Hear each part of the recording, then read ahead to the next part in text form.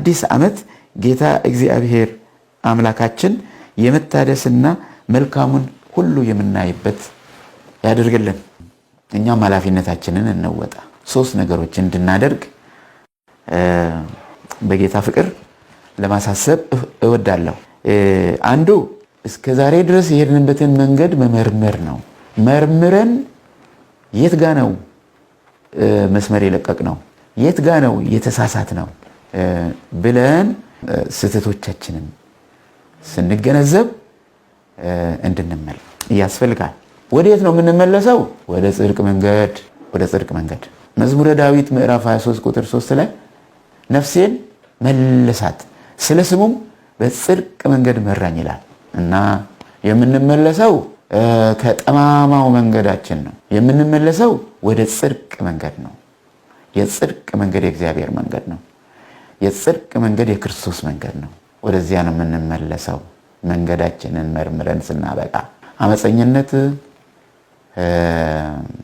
ያጠፋናል። ከሚያጠፋን መንገድ በህይወት ወደምንኖርበት መመለስ ይኖርብናል። ሁለተኛው እቅድ መውጣት ነው። አዲሱን ዓመት ስንቀበል በእቅድ መሆን አለብን። ያለፈው ዓመት የባከነብን ካለን አሁን መጪው ዓመት እንዳይባከነብን ምን እናድርግ ብለን ማሰብ ማቀድ ይኖርብን።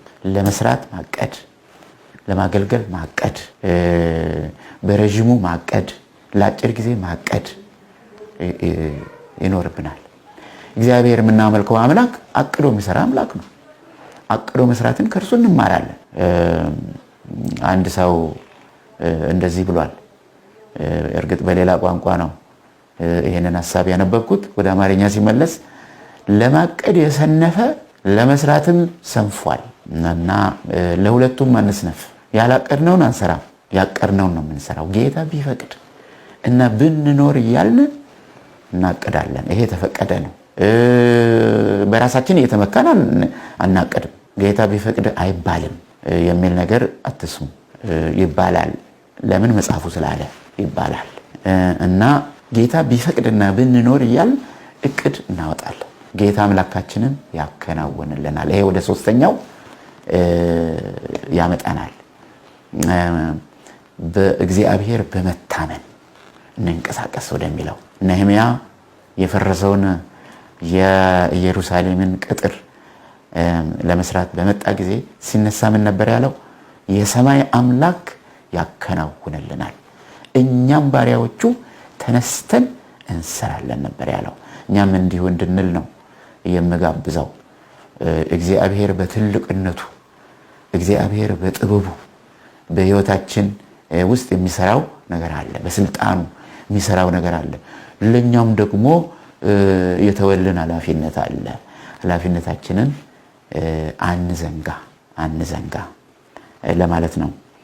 መንገዳችንን እንመርምር፣ እቅድ እናውጣ፣ በእምነት እንንቀሳቀስ።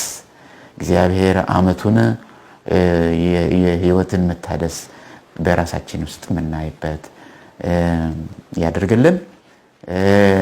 ግንኙነቶቻችን ሁሉ በየአቅጣጫው ታድሰውልን በሰላምና በፍቅር የምንኖርበት ያደርግልን።